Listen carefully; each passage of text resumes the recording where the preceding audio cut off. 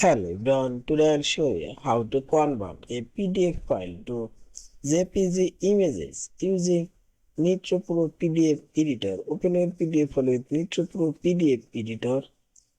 Now select this convert option to top menu bar, and here you will find this to image option. Click here.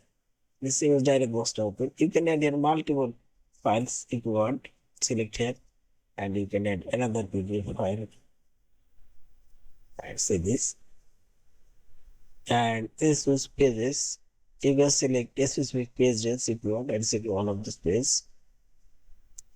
And this image format and select as JPG. And you can say as DPI here if you want. And keep original DPI and save folder. You can select original file or specific folder. Now select convert. And for this events and see this. CPG image is now created. See the CPG and delete. Yeah, this. Thank you for watching. Please subscribe, like, share, and comments.